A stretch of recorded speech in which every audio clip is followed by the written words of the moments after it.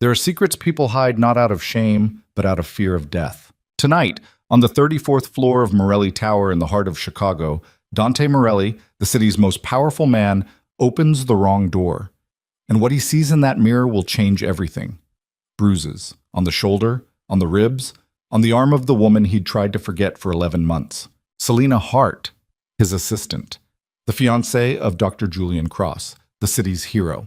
But heroes don't leave bruises like that. If you're reading this story, please like and comment the name of the city you're reading, so I know how far my story has come. The elevator doors open at 7:09 p.m., and Dante Morelli stepped out into the private corridor on the 34th floor without looking up from his phone. He had 3 missed calls from his attorney, a message from the city alderman who owed him 2 favors, and a financial summary from Victor Russo that used the word irregularities 4 times in 6 sentences. The gala downstairs was scheduled to begin in 51 minutes. 400 guests. Half the city's money.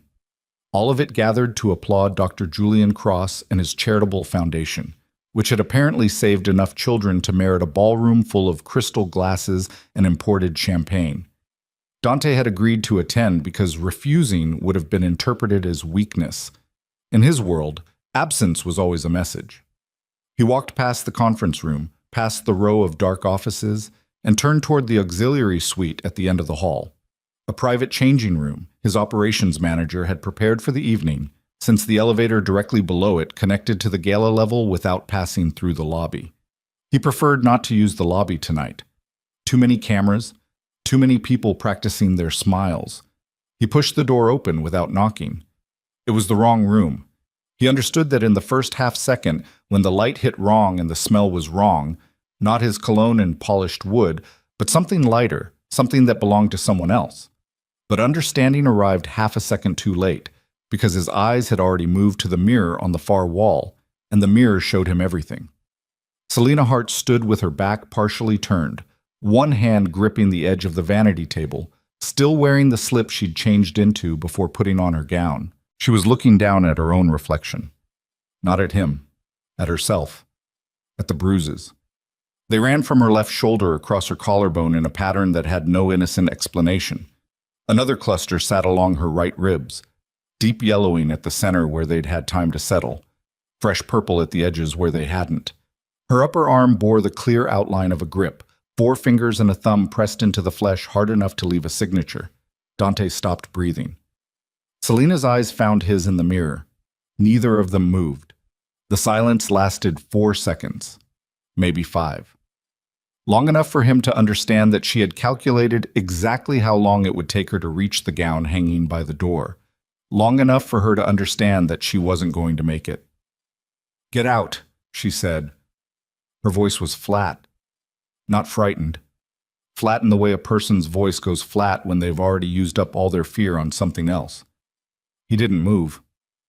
"Dante." The flatness cracked, just slightly. "Please." Who did that? It wasn't a question. He said it the way he said most things, directly, without inflation, without the pretense that he didn't already know part of the answer, because he did know part of it. He had known something was wrong for months. He had filed it away and told himself it wasn't his business and kept his distance with the discipline of a man who'd learned exactly how much damage he could cause by getting too close to things he cared about. Selena reached for the gown. Her fingers closed around the fabric and she pulled it off the hanger with the practiced efficiency of someone who'd learned to dress quickly, cover quickly, move on quickly. She stepped into it before turning around, and by the time she faced him, her expression had rearranged itself into something composed and professional and almost convincing. "It's nothing," she said. "I fell." "Selena." "I fell twice." She met his eyes. "I'm clumsy. It's embarrassing. Can we drop it?" Dante stepped fully into the room and closed the door behind him. Not to trap her, to keep the corridor outside from becoming part of this conversation. She read the gesture correctly, and something in her jaw tightened. "Don't," she said. "I'm not doing anything." "You're doing the thing where you stand between me and the exit and wait for me to talk." "I'm standing by the door because I just closed it." "Then open it." He didn't open it. He also didn't move toward her, didn't raise his voice, didn't do any of the things that would have made this easier for her to dismiss. He just stood there and looked at her. The way he looked at financial reports and legal briefs and the faces of men who were lying to him, with the particular stillness of someone who was in no hurry at all and had already decided they weren't leaving until they understood what they were looking at. "The yellow ones have been there a while," he said quietly. "The ones on your ribs. 2, maybe 3 weeks." Her throat moved. "That means this isn't the first time." Selena pressed her lips together. Her hands dropped to her sides and stayed there, very still, the way a person's hands go still when they're concentrating everything they have on, not shaking. "You can't do this tonight," she said. "There are 400 people downstairs and Julian is—" "I know where Julian is." Dante's voice stayed level. "He's downstairs. He'll be downstairs for the next 3 hours. Which means right now, in this room, there is nobody here but you and me. And I need you to tell me who put their hands on you." "You already know." The words came out of her before she could stop them. He watched her recognize what she'd said, watched her consider taking it back and decide against it, because they'd both known the answer since before she opened her mouth, and pretending otherwise would have been its own kind of insult. The air in the room changed. Dante had run criminal operations in Chicago for 11 years. He had built a network that moved money across 7 states and employed nearly 300 people, and occupied a precise and carefully maintained position in the city's power structure. He had done things he didn't talk about. He had done things that had required him to develop a very specific kind of control, the ability to feel something fully and express none of it. He exercised that control now. "How long?" he said. Selena turned away from him and sat down at the vanity, picking up the eye pencil she'd set down when he'd walked in. Her hand was steadier than it had any right to be. "Don't." "How long has he been hitting you?" "He doesn't—" "It's more complicated than that." She was looking at her own reflection, not his. "Julian doesn't hit me. It's not like that. I'm looking at bruises that somebody's hands made. It's not that simple." "Make it simple for me." She set the eye pencil down. Her hands went flat on the vanity surface, palms down, as though she was trying to feel something solid. When she spoke, her voice was very quiet and very careful, and he could hear in it exactly how many times she had rehearsed this conversation with herself, and how many times she'd decided not to have it. "He's not always like that," she said. "Most of the time he's—" She stopped, started again. "He's a good doctor. He genuinely helps people. The foundation does real work. That's not a performance. I didn't ask you to defend him. I'm not defending him. I'm explaining why I can't just—" Her breath caught. "Why it's not simple." Dante waited.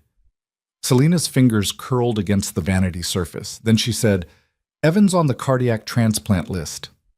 Dante was quiet for a moment. "Your brother." "He's 19. He's been on the list for 14 months. Julian's foundation has a partnership with Mercy General's cardiac unit. They fund a priority placement program. It's not supposed to work like that, but it does.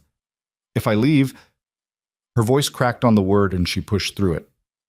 "If I leave Julian, Evan loses his placement. Julian won't say it directly. He doesn't have to. He just mentions Evan's progress when he's angry.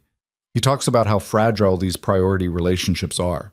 He talks about what happens when administrative support gets complicated." The silence was different now.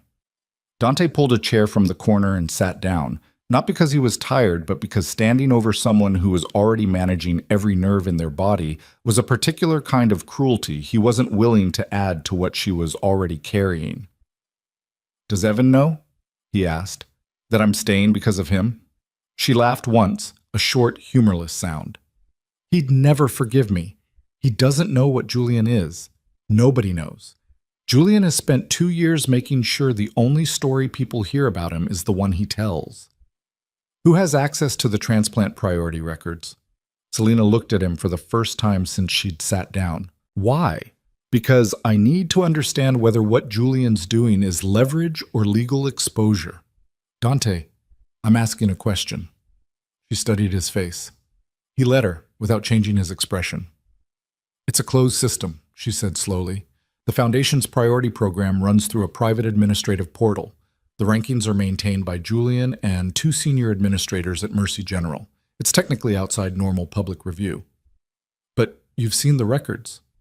A pause.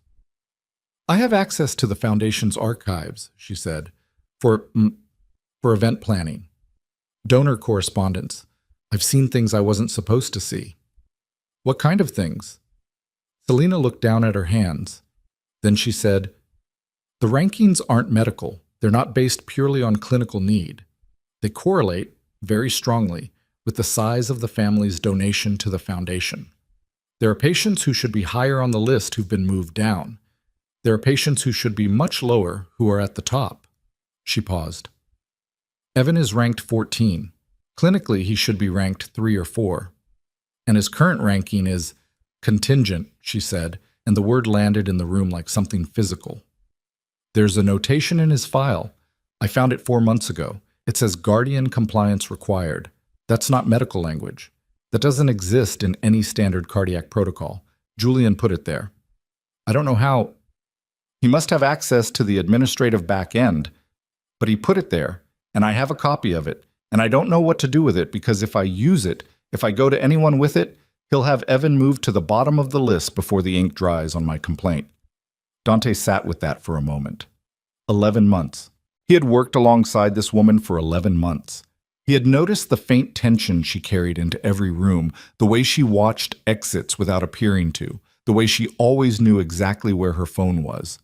He had filed it away as the behavior of someone private, someone careful, someone who had learned to protect their space in a world that didn't always offer it easily.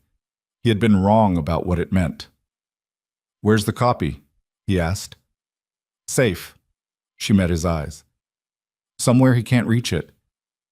There's more, he said. It wasn't a question. Selena was quiet for a long moment. Downstairs, very faintly, he could hear the early sounds of the gala beginning, the orchestral warm-up, the murmur of arriving guests, the particular ambient noise of 400 wealthy people situating themselves in a room built to make them feel important. I've been collecting it for 6 months, she said finally. Every time I found something, I copied it.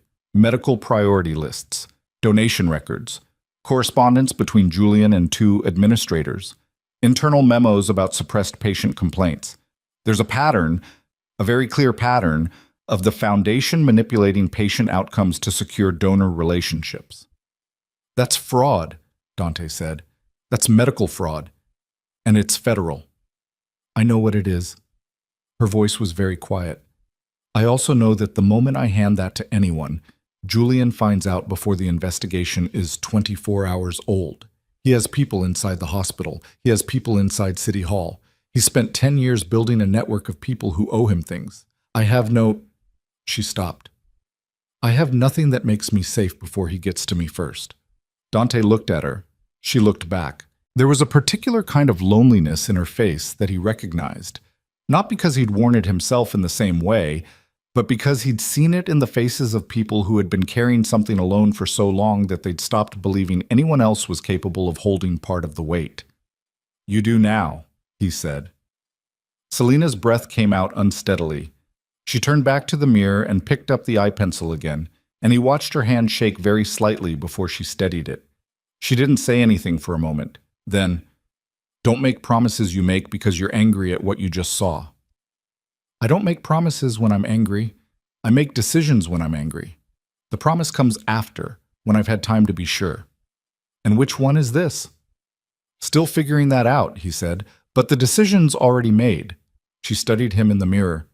What decision? Victor needs a phone call. We have 45 minutes before the gala formally opens. I need to understand the full shape of what Julian's built before we're in the same room with him tonight. He stood, straightening his jacket. You need to finish getting ready, and you need to look like everything is exactly as it should be. I've been doing that for 2 years. Then do it for 3 more hours. He moved toward the door, then stopped with his hand on the frame. After tonight, you won't have to do it again. Selena didn't answer immediately. He didn't push her on it. He opened the door and stepped back into the corridor and pulled his phone out and called Victor Russo, who picked up on the second ring the way Victor always did. I need you on something, Dante said. Tonight, right now. How complicated? Victor asked. Medical records, Foundation financials, patient priority manipulation. And I need to know every contact Julian Cross has inside City Hall and Mercy General by the time the entrees are served. A brief pause. That's federal territory. I know. You want me to go outside the usual channels? I want you to go wherever you need to go to get me accurate information before this night is over. Another pause. Shorter. Done. Dante ended the call and stood in the corridor for a moment, looking at nothing, letting the hum of the building settle around him. 34 floors below, Julian Cross was working a room full of people who believed in him completely. He was shaking hands and accepting compliments and wearing the face of a man whose life was exactly as beautiful as it appeared. And upstairs, the woman he was supposed to marry was sitting in front of a mirror with bruises on her body that she'd learned to hide so well that nearly everyone in her life had missed them entirely. Nearly everyone. Dante put his phone in his pocket and walked toward the elevator. As the doors opened, his mind had already moved past the emotion of what he'd seen and into the architecture of what came next. The way it always did, the way he'd trained it to do years ago. Because sentiment was a luxury and momentum was a weapon, and he had never once in his life had the advantage of surprise on his side if he stopped to feel things for too long.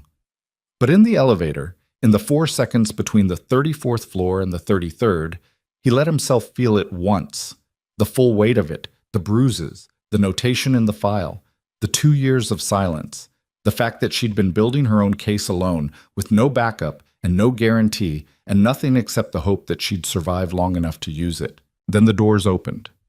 And Dante Morelli walked into the gala with the precise, unhurried expression of a man who had already decided how the evening was going to end, and knew it was going to be nothing like what Julian Cross was expecting. What he didn't know yet was that Julian had already made a decision of his own, and somewhere in the Foundation's server system, a timer was running. The gala floor was everything Julian Cross had designed it to be. 12-foot floral arrangements rose from marble pedestals along the east wall, white and gold, the colors of the Cross Foundation's branding. The orchestra occupied the far corner, playing at precisely the right volume, audible enough to signal refinement, quiet enough not to interrupt the conversations that were the real business of the evening. Waitstaff moved through the crowd with the practiced invisibility of people who understood that their job was to keep glasses full and remain unseen while doing it. Dante came off the private elevator at 7:31 p.m. and walked into the ballroom without breaking stride. He clocked Julian Cross within 4 seconds. Northeast corner, working a cluster of 3 men, a hospital board member, a city alderman, and a man Dante recognized as the senior legal counsel for one of the largest private equity firms in Illinois. Julian had his hand on the alderman's shoulder and was laughing at something, his head tilted back just enough to look unguarded without actually being unguarded. It was a performance Dante had seen variations of 100 times, the laugh that said, "I'm comfortable here because this is my room," the body language that said these men chose to be near me. He watched Julian for 30 seconds before moving to the bar. Victor materialized at his left shoulder before the bartender had finished pouring. "Talk," Dante said. Victor was a compact man, 50s, with the kind of face that gave nothing away on principle. He'd run security operations for Dante for 6 years, and in 6 years Dante had never once seen him flustered. Tonight, he looked something close to it. "The priority program is worse than she told you," Victor said. He kept his voice at a register designed to travel no further than Dante's ear. "It's not just donor correlation. There's a secondary tier, families who receive preferential placement in exchange for what the records describe as administrative cooperation. That means silence. Families who knew something was wrong and agreed not to pursue it in exchange for their child keeping their ranking." Dante picked up his drink and did not take a sip. "How many families?" 11 documented cases in the past 3 years. Probably more that aren't documented. Evan Hart is not in the secondary tier. His file is cleaner than that, which is why the notation is worse. It's not transactional, it's personal. Someone went into that file and added that condition manually.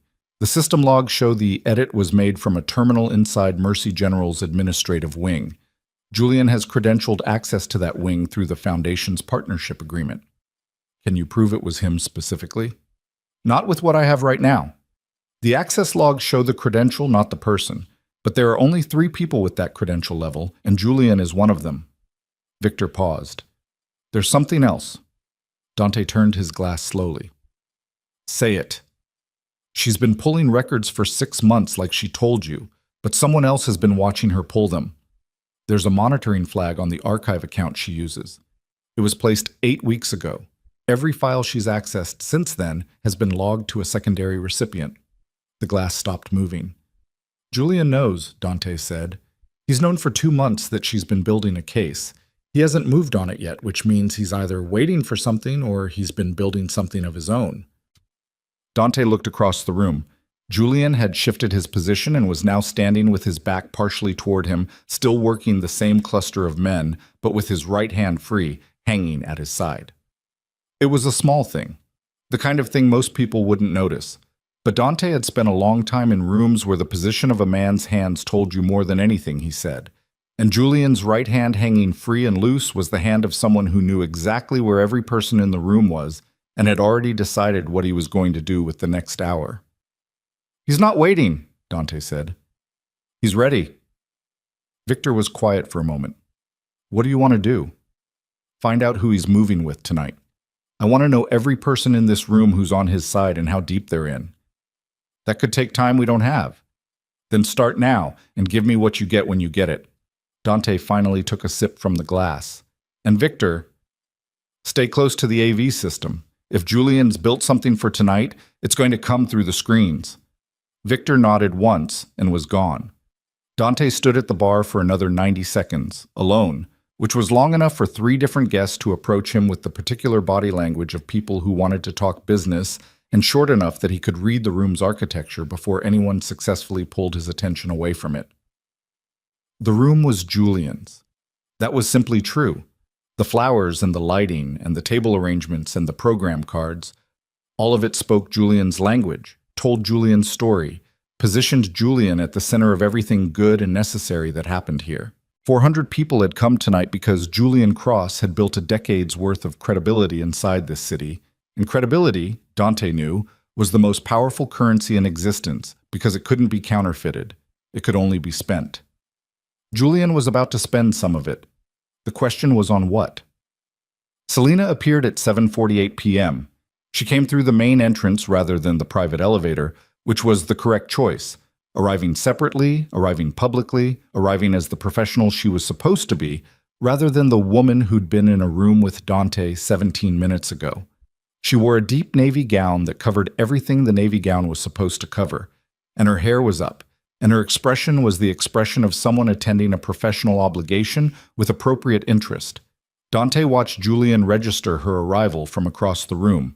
The hand at his side moved, not toward her, just a small adjustment, fingers curling slightly, then releasing. A tell. The tell of a man who had just confirmed that the piece he'd been waiting for had moved on to the board.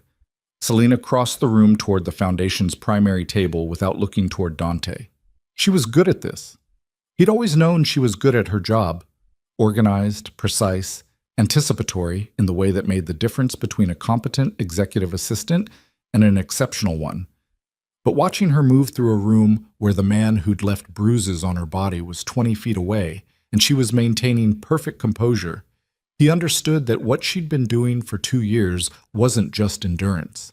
It was a particular kind of war. Julian excused himself from his cluster and intercepted her before she reached the table. Dante couldn't hear the exchange. He watched it instead.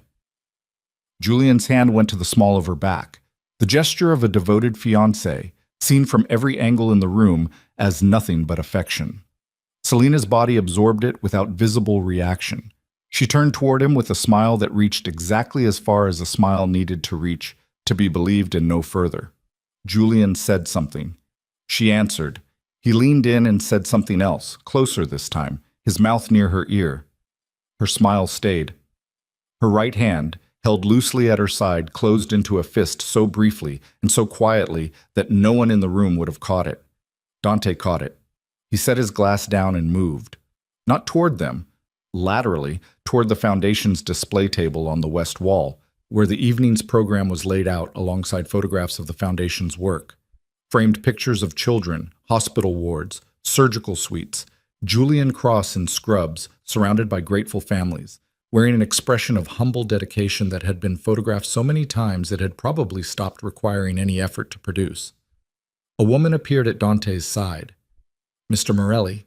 Her voice was carefully calibrated, professional, warm, slightly deferential. I wasn't sure you'd come this year. He looked at her without recognition for half a second, then placed her. Margaret Holt, Hospital Board, Mercy General. She sat on 3 nonprofit committees and had been photographed with Julian at 6 different events in the past 18 months. Margaret, he said, yeah, Julian's outdone himself this year. She gestured toward the room. The turnout is extraordinary. It is, Dante agreed. He has a gift for making people feel like they're part of something real. She paused, looking across the room toward Julian with an expression of fond approval. Some people are just built for this kind of work. You can't manufacture that kind of genuine commitment. Dante looked at her. She was in her early 60s, dressed carefully, carrying the practiced ease of a woman who had spent 40 years in rooms like this one. He searched her face for something and found it. Not guilt exactly, but a particular kind of deliberate surface. The surface of someone who had decided not to look too closely at certain things. How long have you been on the board? He asked. 11 years? Long time. Julian was a resident when I joined. She smiled. I've watched him build everything here from nothing. It's been remarkable. The priority placement program, Dante said. That's been running for how long? Something shifted in her expression, very small, very controlled. 3 years, she said. It's been an important funding mechanism. It allows the foundation to... Who reviews the rankings? A pause. There's an administrative process. Who reviews them, Margaret? She met his eyes. Hers were very steady. Julian has final oversight. As the foundation director, and the board has reviewed his methodology? We receive quarterly reports. That's not the same thing. Her lips pressed together slightly. Mr. Morelli, I'm not sure what you're implying. I'm not implying anything, he said. I'm asking direct questions and getting careful answers, which tells me something. She turned slightly away from him, the way people do when they're ending a conversation that's become uncomfortable without wanting to appear to flee it. This is a fundraising evening, she said. Perhaps we could enjoy ourselves, Dante finished. Of course. He watched her walk away. She moved directly toward a man on the far side of the room. Dante recognized him as the second senior administrator from Mercy General's cardiac unit. She reached him in under 40 seconds and spoke briefly, one hand touching his arm. The administrator glanced across the room, not toward Dante, toward the AV station in the corner. Dante pulled out his phone and typed a single message to Victor. A V station. Now. Don't let anyone near the controls. The response came back in under 10 seconds. Already on it. Found something. Come to the service corridor when you can. Dante waited 3 minutes, long enough not to appear to rush, then slipped through the side door marked staff only into the service corridor that ran along the east wall of the ballroom. Victor was waiting with a tablet in his hand and an expression that had crossed the line from controlled into something else. Show me, Dante said. Victor turned the tablet toward him. It was a video file. 40 seconds of footage. The footage showed Selena in the Foundation's archive room, clearly captured by an interior security camera, pulling files from a physical cabinet and photographing them with her phone. The timestamp read 4 weeks ago. The angle was deliberate. Whoever had positioned that camera had positioned it specifically to capture her face and her hands and the files she was handling. There's more, Victor said. He swiped to a second file. This one was a document, screenshotted, clearly prepared to be projected. The header read, Cross-Foundation Internal Audit, Preliminary Findings. The document alleged that an employee had accessed restricted Foundation archives without authorization, removed confidential patient information, and transmitted it to external parties. The employee was named. The name was Selena Hart. The document had a timestamp. It had been prepared 6 days ago. He built a case, Dante said. Against her. Yes. He knew she was building one against him, so he got ahead of it. He's going to put this on the screens tonight. Victor's voice was flat. He's going to do it publicly, in front of 400 witnesses, before she has a chance to release anything she's collected. He makes her look like the threat. He makes himself look like the victim. He frames everything she's found as the product of a compromised, emotionally unstable employee with a personal vendetta. Dante stood in the service corridor and looked at the tablet and thought very clearly and very fast. Julian hadn't just been watching Selena build her case. He'd been using the time to dismantle her credibility before she could use it. Everything she'd collected, everything she'd spent 6 months gathering at personal risk, in a situation where the cost of getting caught was Evan's life, was about to be reframed as the paranoid fabrications of a woman who'd stolen what she claimed was evidence. And in a room full of people who already believed in Julian Cross, the reframing would work, unless it was interrupted. "How long before he moves?" Dante said. "My guess? After the keynote speech, when the room is at maximum attention and everyone's cameras are out." Victor checked his watch. 40 minutes, maybe less. "Can you pull the feed?" "I can interrupt it. Not cleanly. It'll be obvious someone cut it deliberately." "What about replacing it?" Victor looked at him. "If someone cuts the feed and replaces it with something else," Dante said carefully, "what does that take?" "I'd need the source files. Whatever she's collected, I'd need it formatted and ready. And I'd need someone to give me authorization to push it to the system." "I can get you the files." "In 40 minutes?" "In 20. Victor looked at him for a long moment. "This goes very badly if we're wrong about any part of it." "I know." "Julian will come back hard. Whatever we do tonight, he will not accept it quietly." "I know that too." Victor took the tablet back. "Get me the files." Dante pushed back through the staff door into the gala. The room was fuller now, the early arrival energy settling into the particular hum of a well-funded evening in full motion. He found Selena at the foundation table, standing beside a colleague, her attention apparently fixed on the printed program in her hand. He stopped beside her, not close enough to draw attention, just within range. "I need your phone," he said, without looking at her. He picked up a program card from the table and appeared to read it. Selena didn't move for a beat. "What?" "The copies you made, the files. I need them in the next 20 minutes. A pause. Her fingers tightened on the program in her hand. "Why?" "Because Julian has 40 seconds of video of you pulling files from the archive and a document naming you as the perpetrator of unauthorized data theft, and he's planning to put both of them on every screen in this room before the dessert course." The program in Selena's hand bent slightly, the only visible reaction. "He's been watching me," she said. Very quiet. Not a question. "For 2 months." She was silent for 3 seconds. Around them, the room moved and laughed and clinked its glasses and knew absolutely nothing. "If I give you those files," she said, "and you put them on those screens, Julian will know within the hour. He'll make a call. Evan gets moved." "Victor is already working on Evan's file. We're going to document the current state before Julian can change anything. If he moves Evan after tonight, we'll have proof of exactly when it changed and why." "That's not the same as keeping him safe." "No," Dante said. "It's not. But the alternative is letting Julian do what he's about to do. And after tonight, you won't have anything left to fight with. He'll have made sure of that." Selena looked down at the program card. Her jaw was working very slightly, the barely visible movement of someone thinking through every branch of a decision tree at high speed. "If this goes wrong," she started. "It might go wrong," he said. "I'm not going to tell you it won't." "Then why?" "Because doing nothing is also a choice. And you've been making that choice for 2 years because you didn't have anyone to make a different one with you." He set the program card down. "Now you do." The orchestra shifted from a waltz to something slower. A few feet away, a couple moved toward the dance floor, laughing about something. Selena reached into her small evening bag and removed her phone.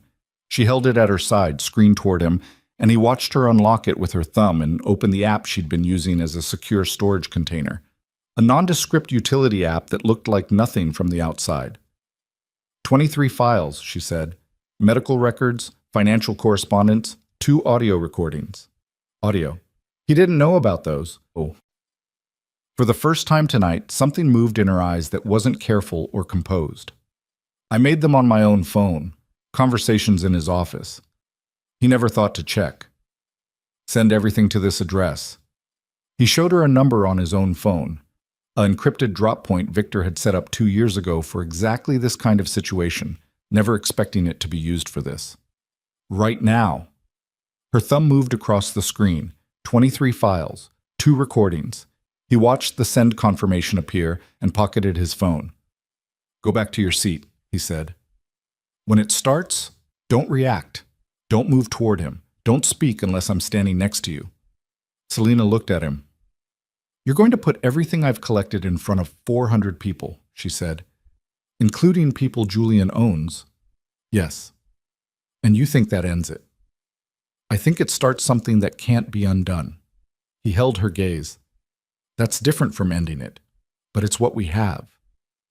She searched his face for something. He didn't know if she found it. Then she turned and walked back toward her seat, and Dante turned in the opposite direction. And across the room, Julian Cross finished his conversation with the city alderman and glanced toward the AV station with the precise, satisfied expression of a man whose timer had just reached 0. The screens came on at 8:22 p.m. Not all at once, one at a time, starting with the largest display above the stage, then the 2 flanking panels, then the 4 smaller screens mounted along the ballroom's east and west walls. The orchestra stopped mid-phrase, not a planned pause, the kind of stop that happens when the musicians realize something has changed in the room and their music is no longer the point. The footage was clean, well lit, professionally edited in a way that suggested it had not been assembled in a hurry. Selena Hart, in the Foundation's archive room, pulling files from a cabinet, her face was clear. Her hands were clear. The files were clearly labeled with the Foundation's logo. The timestamp in the corner read 4 weeks ago, 11:47 p.m., late enough to carry its own implication. The room didn't react immediately. 400 people looked up at 8 screens and processed what they were seeing with the particular lag of an audience that had been expecting a keynote speech and was instead watching something that felt like a mistake, then something that felt like a revelation and hadn't yet decided which. Then Julian Cross took the stage. He didn't rush it. That was the thing Dante noted from his position near the service corridor door. Julian didn't rush. He walked to the podium with the measured pace of a man who was in pain and managing it with dignity, which was a performance so calibrated that Dante felt a cold, grudging respect for the craft of it, even as everything else in him went rigid. I apologize for the disruption, Julian said. His voice carried perfectly. The microphone barely needed to work. I had hoped this evening wouldn't require this. I had hoped, perhaps naively, that certain matters could be resolved privately, with discretion, out of respect for everyone involved. He paused. Let the room settle into listening. The footage you're seeing is real, he said. It was captured by the Foundation's internal security system 6 weeks ago. The individual in the footage is Selena Hart, who has served as a senior executive assistant, both to the Foundation and to a partner organization, for the past 11 months. Another pause. Shorter. Selena is also my fiancée, which is why this is difficult. A murmur moved through the crowd. Over the past several months, our internal audit team discovered evidence of unauthorized access to restricted patient files, confidential donor records, and sensitive medical priority documentation. We have reason to believe this information was being compiled for purposes that had nothing to do with her professional responsibilities. He looked down briefly, then back up. The look of a man composing himself. I have spent weeks hoping there was an explanation. I have spent weeks not wanting to believe that someone I trusted completely, someone I loved, was capable of this. Dante's phone buzzed. Victor. Feed switch is ready. On your signal. He looked across the room. Selena was at her table, 12 feet from where Julian was speaking. Her face was, he searched for the word and found it, evacuated. The composure was still there on the surface, the professional stillness she'd been maintaining all evening, but beneath it something had been hollowed out. She was looking at Julian with the expression of someone watching a car accident happen in slow motion, knowing exactly what the impact was going to sound like. She had known this might happen. She hadn't known how well he would do it. Dante typed back, Hold. He needed 30 more seconds. He needed to let Julian finish the setup, let the room fully absorb the frame Julian was building, because interrupting it halfway would leave the audience with two incomplete narratives and no way to choose between them. The interruption needed to land after the frame was complete, after the crowd had settled into believing. Julian continued, "I'm sharing this tonight not to embarrass anyone, and not out of anger. I'm sharing it because this foundation's integrity, and more importantly, the integrity of the families who trust us with their most vulnerable moments, cannot be compromised by any personal relationship, including my own. The patients we serve deserve better than that. They deserve to know that no one, is above accountability here." Applause started. Hesitant at first, then fuller. Dante's jaw tightened. Across the room he saw Margaret Holt leading the applause, her hands coming together with the deliberate energy of someone who had been waiting for this moment and was now performing her reaction for the people around her. Beside her, the Mercy General Administrator was nodding slowly, the nod of a man publicly endorsing a verdict he'd already privately delivered. They'd known. Both of them. They'd been part of this. Victor, Dante, now or never. He's about to open the floor. Dante pushed off the wall. He was halfway across the ballroom floor when Victor cut the feed. All 8 screens went black simultaneously. The abruptness of it, after the footage, after Julian's voice filling the room, landed like a physical interruption, and the murmur that moved through the crowd this time was sharper, confused. Julian looked up from the podium. His eyes found the AV station, found it empty, found Dante. The two men looked at each other across 120 feet of ballroom floor and 400 people who had no idea what they were watching. Then the screens came back on. Not the footage of Selena, something else. A document. Clean, white, clearly formatted. The header read, Cross Foundation Priority Placement Program, Administrative Access Logs, Mercy General Cardiac Unit, Patient File Modifications. Below the header, a table. Patient names redacted, replaced with case numbers. Beside each case number, a date, a ranking change, and a dollar amount in the column labeled Associated Foundation Contribution. 11 cases, 3 years of records. The correlation was not subtle. The room went very quiet. Dante reached the stage. He didn't take the microphone from Julian. He stepped up beside him and spoke clearly, without the microphone, in the voice he used when he needed to be heard in a room without raising it. A voice trained by years of conversations that happened in spaces where volume was a liability. "The document on those screens is from the Foundation's own administrative system," he said. "Every record has a corresponding access log time-stamped and credentialed. The correlation between patient ranking changes and donation amounts is not coincidental. It's structural." He looked at the room. 400 faces. Some blank. Some already moving through the stages of understanding. There's also a patient file, a specific patient currently listed on Mercy General's cardiac transplant list, with a notation that reads Guardian Compliance Required.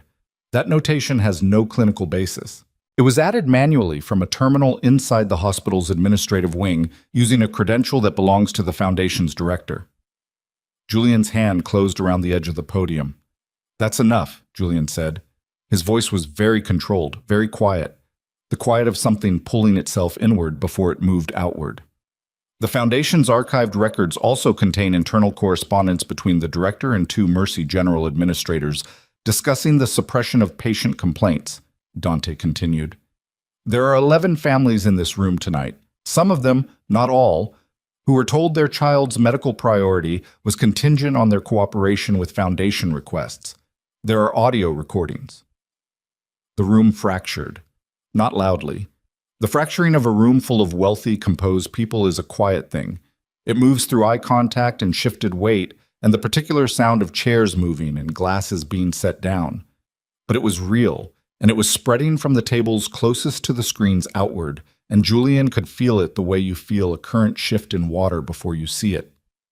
"This is fabricated," Julian said. The microphone was still on. His voice went to every speaker in the room. "This is exactly what I told you. A compromised employee with access to Foundation systems and a personal agenda. These documents have been altered. This is—" "The audio recordings haven't been altered," Selena said. She was standing. Dante hadn't seen her stand. She'd risen from her table while every eye in the room was on the stage, and she was standing now in the middle of the ballroom floor, and her voice was not loud, but it was present in a way that cut through everything else in the room, with the particular quality of a voice that has been quiet for a very long time and is done being quiet. Julian looked at her. "I made them on my own phone," she said. "In your office, on 3 separate occasions over the past 5 months. You didn't know. You never checked." She paused. Her hands were at her sides, still. "You talked about Evan in all 3 of them. You talked about his ranking. You talked about what would happen to it if I became a problem. You used his name, Julian, not his case number, his name." The silence in the room was total. Julian's expression did something complicated. The devoted fiancé face and the crisis management face, and something underneath both of them, something that had never been designed for public exposure, cycled through in under 2 seconds. Then it settled into something flat and cold, and Dante recognized it because he'd seen its equivalent before, in men whose positions had just become untenable and who were calculating their next move rather than their current one. "Victor," Dante said. Victor's voice came from the AV station. "Files are queued. Play the first recording." His voice came through every speaker in the room. "She keeps asking questions, Julian. She's going to find the Hendricks file. Let her find it." "What's she going to do?" "She knows what happens to Evan if she becomes inconvenient. She knows exactly what happens. You can't keep using the kid as, 'I can keep doing exactly what works.' It's worked for 2 years. It'll keep working." Victor cut it there. The room didn't make a sound for a long moment. Then it made several sounds at once. Dante turned to look at Julian. Julian was already off the stage. He'd moved during the recording, stepped back from the podium while every head in the room was tilted toward the speakers, processing what they were hearing, and was now moving through the crowd toward the east exit with the controlled pace of a man who was not running because running would confirm everything, and he hadn't decided yet that everything was confirmed. "Victor," Dante said. "On him." Dante looked at Selena. She was still standing in the middle of the floor. The people at the tables nearest her had turned toward her with expressions that ranged from stunned to something that looked, cautiously, like belief. An older woman 2 tables over had her hand over her mouth. A man in his 50s had pushed his chair back and was looking at the screens as though he could reread the documents through concentration alone. Dante stepped off the stage and crossed to her. "You okay?" he said. It was a stupid question. He said it anyway. "No," she said. Honest. No decoration on it. "Okay." She looked at the exit Julian had used. "He's going to make the call now, to Mercy General. He still has his phone. He still has his access. Victor has someone at the hospital. We documented Evan's current ranking 20 minutes ago. If Julian changes anything from this point forward, we have the baseline to prove it." "That's not the same as stopping him." "No, it's not." He looked at her. "We need to move. Whatever Julian does next, he's going to do it fast. We need to be faster." She nodded, not because she was convinced, because she was out of alternatives and she knew it, and she was the kind of person who kept moving when alternatives ran out. They went through the east exit. The corridor outside the ballroom was service width, fluorescent lit, the functional skeleton of a building that presented marble and chandeliers on one face and bare walls and rubber flooring on the other. Victor was 30 feet ahead, phone to his ear, moving fast. "He went for the parking structure," Victor said without stopping. "Level B2. He has a car down there, not his usual one. A second car registered to a Foundation subsidiary. I didn't know about it until tonight." "He planned an exit," Dante said. "He planned multiple exits. This isn't a man who got surprised tonight." Victor lowered the phone. "There's something else. I got a call 15 minutes ago from my contact at Mercy General. Evan Hart was moved out of the standard cardiac ward at 7:55 p.m. tonight." Selena stopped walking. Dante stopped too. "What do you mean, moved?" she said. "Transferred. His room is empty. The floor nurse says she received paperwork authorizing a transfer to a private care facility for additional evaluation. The paperwork was signed by the attending cardiologist and countersigned by a Foundation administrative representative." Victor looked at her directly. "It was processed at 7:55. That's 23 minutes after the gala started." The fluorescent light above them hummed. "He moved Evan before the screens went on," Dante said slowly. "He moved Evan before any of tonight happened. Before the footage.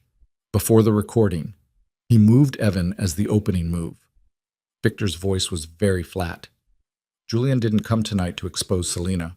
He came tonight to make enough noise to justify the transfer before anyone could question it.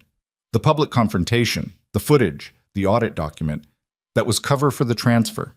Make it look like a protective measure, an administrator removing a patient from potential harm's way, given the emotional instability of the family guardian. Selena's hand found the corridor wall. She pressed her palm flat against it and stood very still and breathed. Dante watched her and said nothing. She was running the same calculation he was. He could see it in her face, the way her eyes moved without seeing anything in front of them, working through the branches of a decision tree that had just been severed at the root. Everything they'd done tonight, every file transmitted, every recording played, every fracture opened in Julian's perfect credibility. All of it had been anticipated. All of it had been absorbed into Julian's plan rather than disrupting it. He'd known she was building a case. He'd let her build it. He'd built something underneath it, using the time she spent collecting evidence as cover for moving his real piece into position. The public confrontation was a performance designed to legitimize a transfer that had already happened. The board members in the room, Margaret Holt, the administrator, they hadn't just known about tonight. They'd signed off on Evan's transfer paperwork before the gala even started. "Where did they take him?" Selena said. Her voice was very quiet and very controlled, and somewhere beneath the control, something was tearing. "We don't know yet," Victor said. "The transfer paperwork names a facility called Lakeview Care Partners. It's a private convalescent and specialty care provider, licensed, legitimate on the surface. The foundation has a financial relationship with them. They appear in the donor records." "He owns them," Selena said. "The ownership structure is, he owns them." She pushed off the wall and looked at Dante. The composure was still on her face, but it was the composure of something past the point of breaking. The terrible stillness on the other side of it. "It's a shell. Julian structures everything through shells. The foundation funds it. The shell pays back to a holding company. Julian controls the holding company. I've seen the pattern in the financial records. I just didn't know the facility's name." She stopped. "He put Evan somewhere he controls completely, where I have no access, where any attempt I make to intervene gets framed as the unstable ex-fiancé creating a scene." Dante looked at Victor. "How fast can you find the physical location?" "I need 30 minutes. You have 15. Victor moved. Selena stood in the corridor and looked at nothing. Her hands were at her sides again, very still, but this time the stillness was different. Not controlled, not performed. The stillness of someone in the moment after impact, before the body has decided what to do with the damage. "I gave you the files," she said. "I gave you the recordings. I let you put everything on those screens, and he still—" She stopped. He already had Evan. Dante didn't argue with the logic of it. There was no argument. She was right. "He played a longer game than we did," he said. "He's been playing it for 2 years. Her voice cracked on the word years, and she didn't try to smooth it over, just let the crack sit there in the air of the corridor. "I thought if I just held on long enough, collected enough, I thought if I had enough, I could—" "You had enough," Dante said. "What you collected tonight will destroy him. What's on those screens won't disappear when he leaves the room. There are federal implications in what Victor found and what you recorded, and Julian knows it, and that's exactly why he moved Evan first, because it's the only card he has left. It's enough of a card. It's one card. It's a significant card. But it's the last one he has, and he played it in a panic, which means he made mistakes." He looked at her. People who plan carefully for months still make mistakes when their timeline compresses. He moved Evan 23 minutes in because something spooked him, something before the screens came on. Selena looked at him. "Margaret Holt," Dante said. "I talked to her at the bar. I asked about the priority program, direct questions. She made a call within 2 minutes of walking away from me." He paused. "She told Julian someone was asking questions. Julian moved the timeline up, which means Evan's transfer was hasty, which means the paperwork was done fast, which means there are errors in it." Something moved in Selena's face. Not hope, something tighter than hope, more functional. The expression of a person who has been fighting alone for long enough that they've learned to find the next foothold before they've finished absorbing the current fall. Victor needs to look at the transfer authorization, she said. The attending cardiologist who signed it, Dr. Reeves, he's not a cardiac specialist, he's a general internist. He doesn't have the credentials to authorize a transfer for a patient with Evan's condition. That transfer should have required a cardiac specialist's signature. If it was done in a hurry, they might have used whoever was available. Dante pulled out his phone. He was halfway through the message to Victor when Victor's number called him instead. He answered. Victor's voice was tight in a way that Victor's voice almost never was. I found the facility. Lakeview Care Partners operates out of a converted medical building on the north side, Ravenswood area. But Dante, Evan isn't there yet. The transfer is in transit. They're moving him by private medical transport. ETA to the facility is approximately 40 minutes from now. Which means he's in a vehicle somewhere on the north side of Chicago right now, Dante said. Yes. And I have a plate number for the transport vehicle from the Mercy General loading dock camera. But if that vehicle reaches Lakeview before we can legally intercept it, then Julian has him inside a facility he controls with paperwork that looks legitimate until a court order says otherwise, and a court order takes time none of us have. Dante was already moving toward the parking structure. Get me the route. Dante, Victor's voice stopped him. There's one more thing. I pulled the Lakeview facility records. They have a medical hold provision in their intake paperwork. Standard language for specialty care facilities, usually used for psychiatric holds. Under Illinois administrative law, once a patient is admitted under that provision, family access can be restricted for up to 72 hours pending evaluation. 72 hours. 3 days during which Julian could regroup, retain attorneys, restructure his narrative, and use every resource he had to bury what had happened in that ballroom tonight under enough legal complexity that the truth became a matter of interpretation rather than record. 3 days during which Evan Hart, 19 years old with a failing heart, would be inside a building controlled by the man who had spent 2 years using his life as a bargaining chip. Selena had heard it. She was standing 2 feet away, and she had heard every word through the phone, and she was looking at Dante with an expression that had moved past devastation into something Selena's expression had moved past devastation into something that Dante recognized from a different context entirely. The expression of a person who had run out of options and found, on the other side of that, a particular kind of clarity. Get the car, she said. Not a request. Dante was already moving. The parking structure was 2 levels below the building's main floor, accessed through a stairwell that smelled of concrete and exhaust, and the particular cold that underground structures hold regardless of the season above them. Dante took the stairs at a pace that wasn't quite running. Running was for people who hadn't thought past the next 10 seconds, and he needed to think past the next 40 minutes simultaneously. Victor fell in beside him at the B1 landing, phone in hand, pulling up the route on a mapping application that showed current traffic conditions in real time. Transport vehicle is northbound on Lake Shore, Victor said. They'll take the Montrose exit based on the facility location. That gives us a window if we move now. How wide a window? 17 minutes before they reach the Lakeview intake bay. After that, they're inside a controlled facility, and it's a legal problem, not a logistical one. Dante's car was in the 3rd row. He had the key out before they hit the ground level. What about the transfer paperwork irregularity, the cardiologist's signature? I sent it to a contact at the state medical board 40 seconds ago. She confirmed. Dr. Reeves does not hold active cardiac specialty credentials.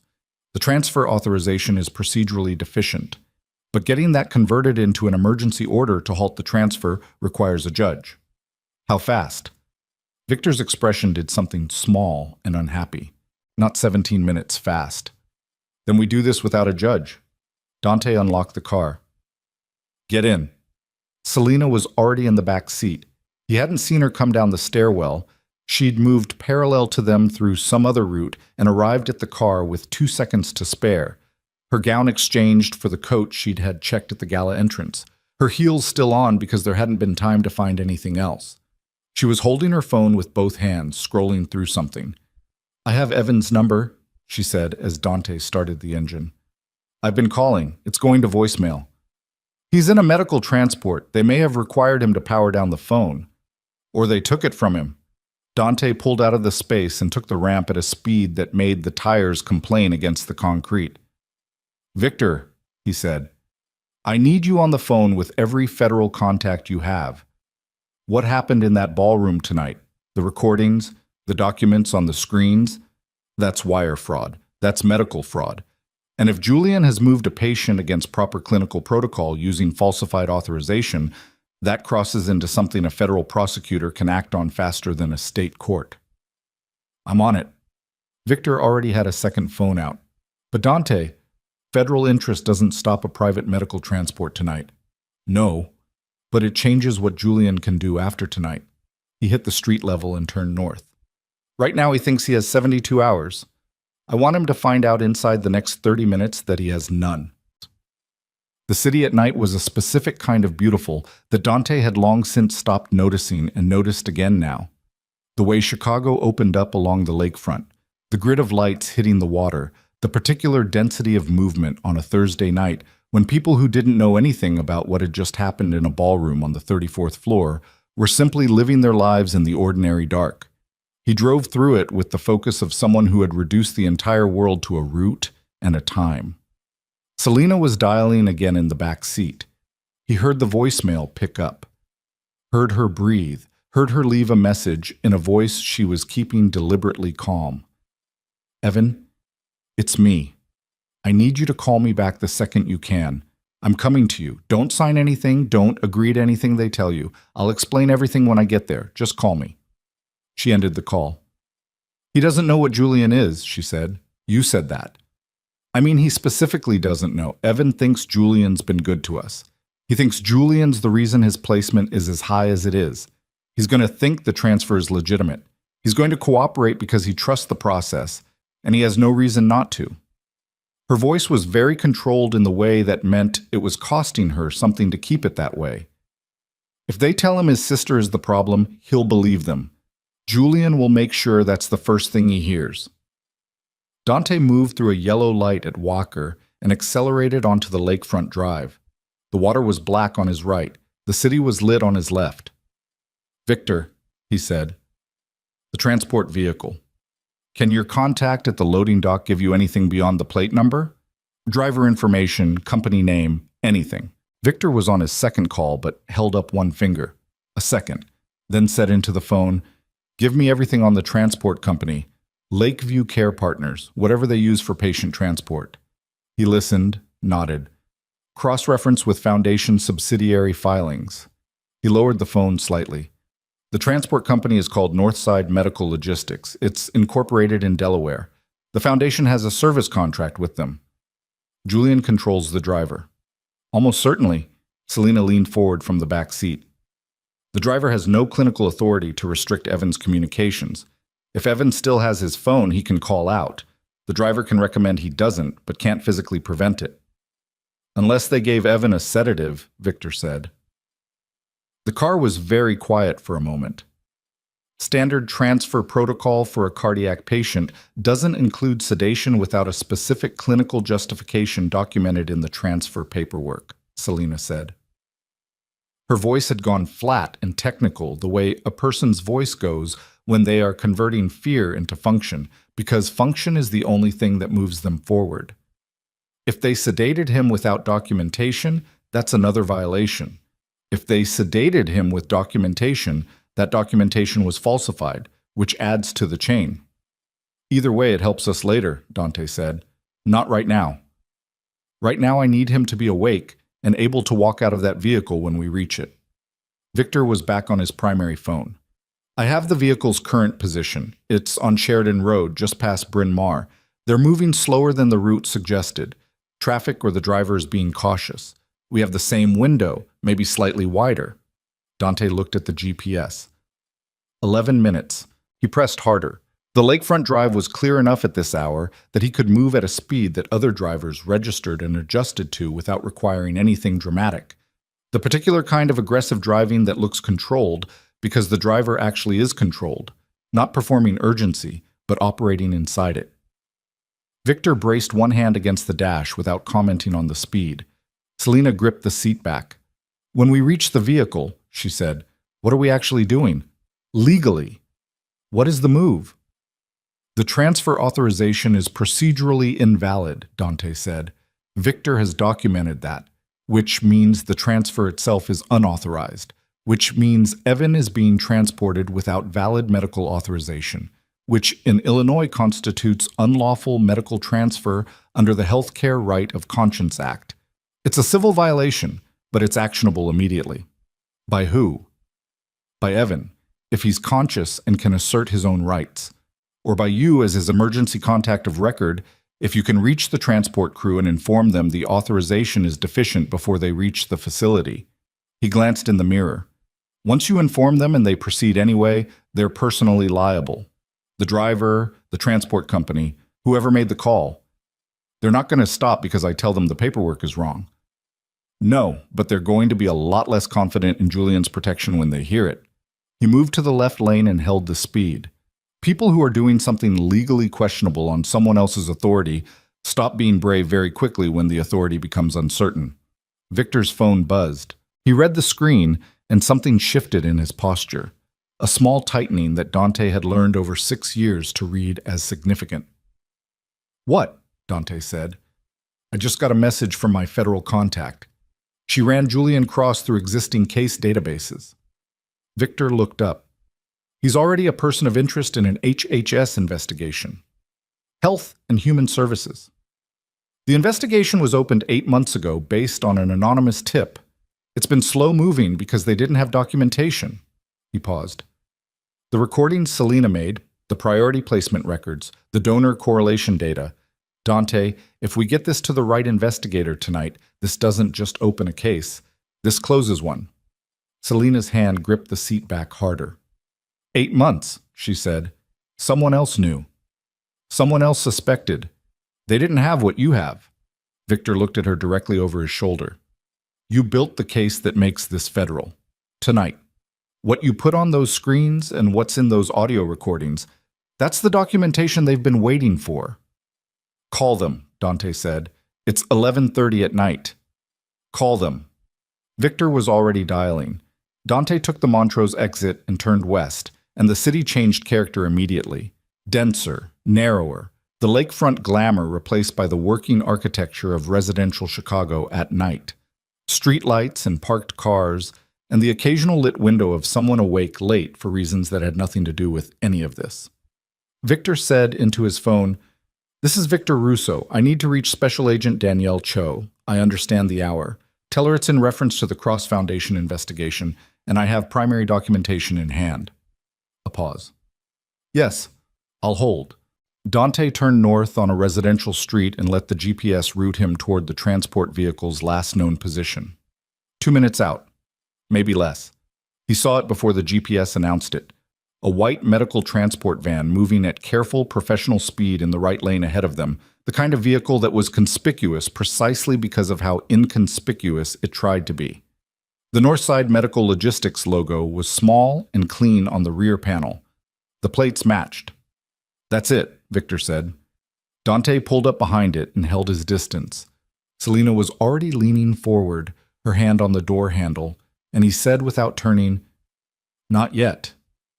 Dante, if you get out of this car before I've stopped it properly, you're in the street and he's still in that van and we've accomplished nothing." He kept his eyes on the vehicle ahead. "I need 30 more seconds." She pulled her hand back. He heard her breath, sharp, controlled, the breath of someone sitting on every instinct they have. Dante pulled alongside the van.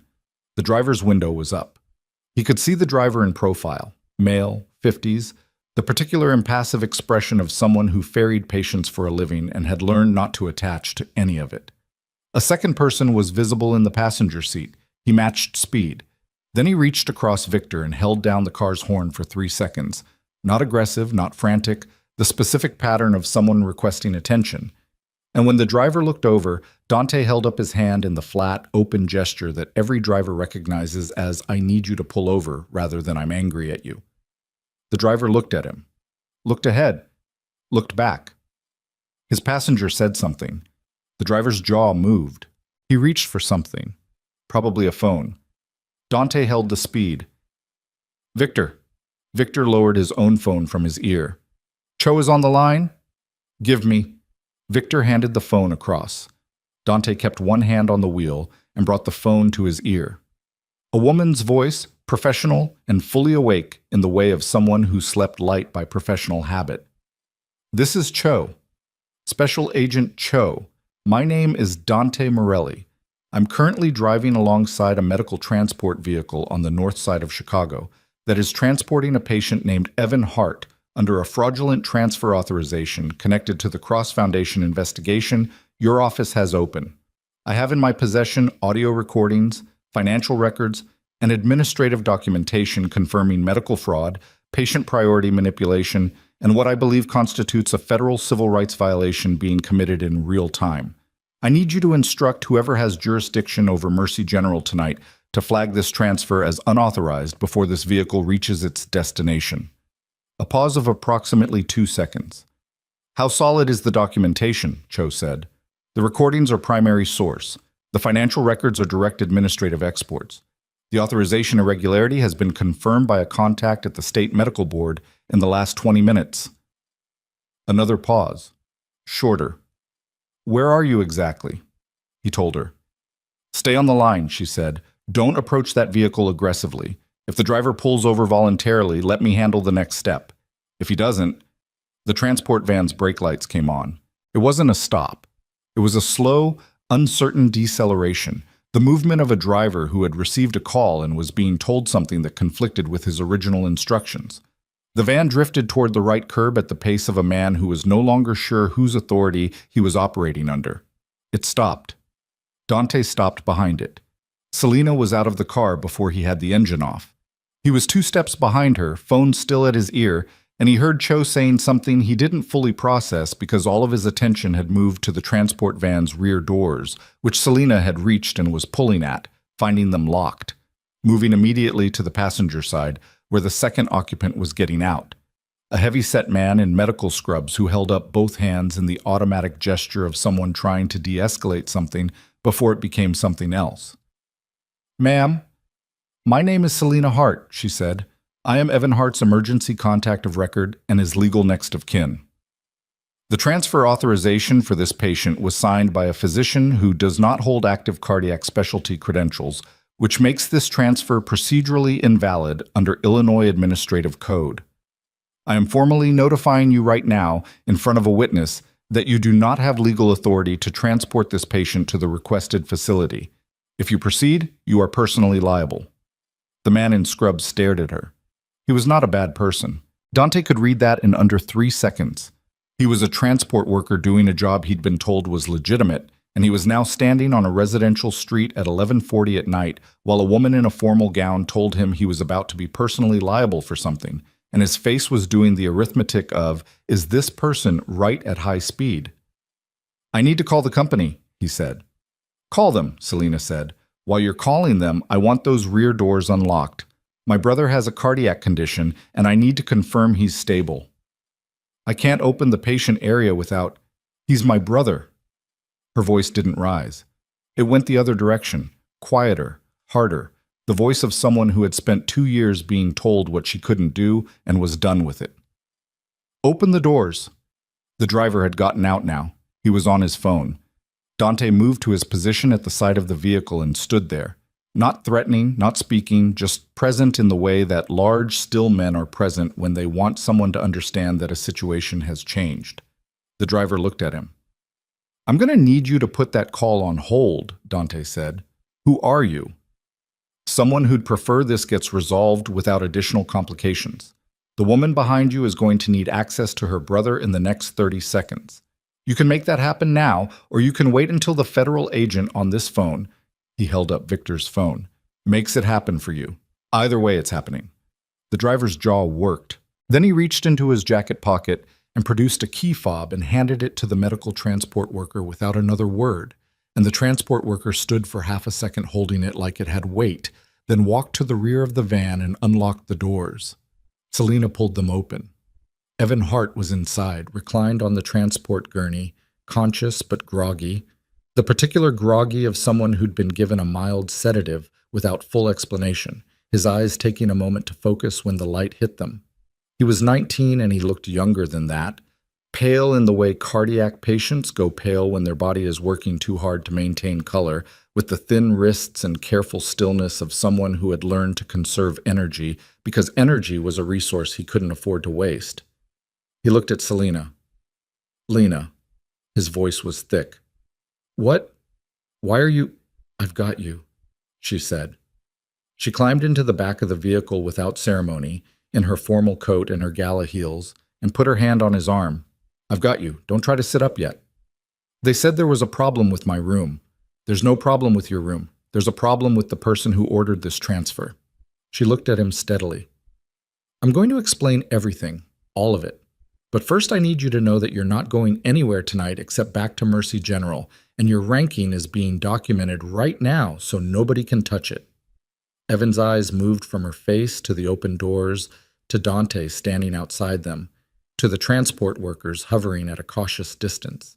His brain was working through the sedative with the careful effort of someone trying to understand a situation that had rearranged itself while he was unconscious. Julian did this, he said.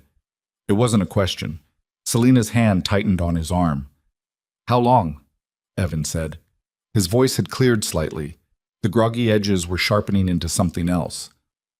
How long has he been using me? Evan? How long, Lena? She looked at him, didn't look away. 2 years. He was quiet for a long moment. The transport van creaked slightly in the wind off the lake 3 blocks east. Somewhere behind them, a car passed without slowing. And you stayed, he said. Because of me. That's not... You stayed because of me, and you didn't tell me. His voice wasn't angry. It was worse than angry. It was the voice of someone absorbing a particular kind of grief, the kind that comes from realizing the person you love most has been paying a price you didn't know was being charged. The bruises. He looked at her arm where the coat covered what was underneath. Those aren't from falling. Selena didn't answer. Evan closed his eyes for a moment. When he opened them, he looked at Dante. Are you the one who's getting her out of this? He said. Dante held his gaze. Working on it. Work faster. Dante's phone, his own, not Victor's, buzzed in his pocket. He pulled it out. The number was one he didn't recognize, which in his experience meant either a wrong number or something he needed to pay attention to. He answered. Mr. Morelli? The voice was female, measured, and carrying the particular tone of someone accustomed to delivering information that changed situations. My name is Dr. Naomi Mercer. I'm a cardiac specialist. I was contacted tonight by a federal investigator named Cho, who indicated you might need independent clinical verification of certain patient records in connection with Mercy General's cardiac unit. Dante stepped away from the van. Where are you, Dr. Mercer? Currently in my car, 4 minutes from your location. Agent Cho sent me your GPS. A pause. I should tell you, I've known about the priority placement irregularities at Mercy General for 14 months. I filed an internal complaint. It was suppressed. I was told to consider my position carefully. Her voice was very even. I've been considering it. Tonight seems like a reasonable time to stop.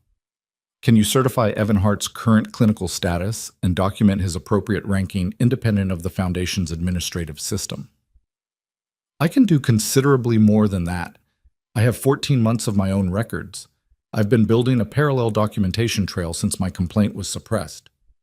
A brief pause, and beneath the professionalism, something that sounded like a person who had been waiting a very long time for exactly this phone call.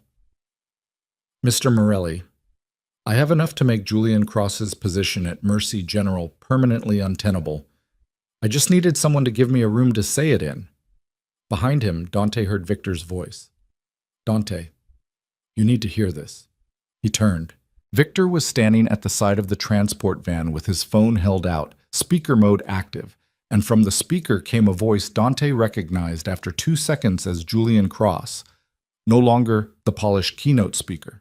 No longer the devoted fiancé, but something stripped of all of that, talking to someone in rapid, pressured sentences. Doesn't matter what they put on the screens, Margaret.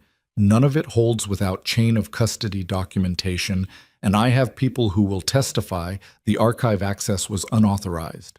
What I need from you right now is confirmation that the board will back the transfer. I need that in writing tonight, because if Mercer is involved, if they've somehow gotten to Mercer, a pause.